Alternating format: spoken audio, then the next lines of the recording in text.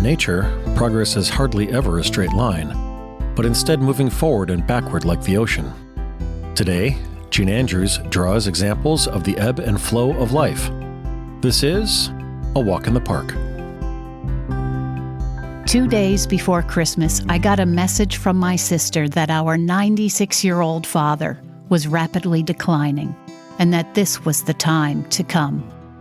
My husband and I dropped everything, threw clothes in a bag, and were by his side by mid-afternoon. His condition was more advanced than I had imagined, but not unexpected. I had prepared myself for the startling appearance of someone about to die, but this was my dad, who was now barely recognizable.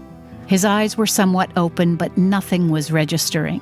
He did not know who I was. As the family settled in for a seemingly canceled holiday and comforted each other about the inevitable, my father began to form sentences, refusing to die on Christmas Eve because it was the same day his brother died years back. He continued to rally as the hospice nurse reassured us that it is not uncommon. Patients rally for a number of reasons before death, including getting ready for the impending journey. It can be confusing for families as members grapple with the ups and downs. It reminds me of birth, oddly enough. In my early 20s as a birth coach, I saw an aspect of birth that I didn't realize was normal. During labor, when the baby's head is crowning, when the contraction ends, the baby's head slides back inside.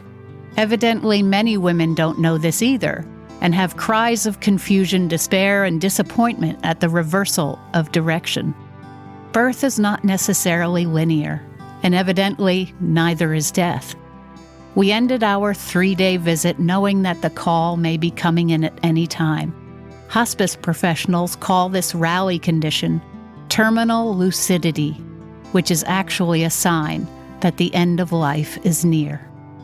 It was nice to see him smile and to hear his ever-present sense of humor once again, even if it ends up being the last time. I got the opportunity to spoon-feed water to him, even though he didn't recognize me. 2 days later, he said, "Jane, I'd know you anywhere." That might be the last thing my father says to me, and that's all right. I know the call will soon come.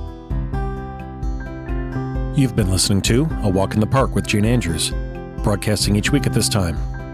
A Walk in the Park is brought to you by Wild Birds Unlimited on Route 2 in Warwick.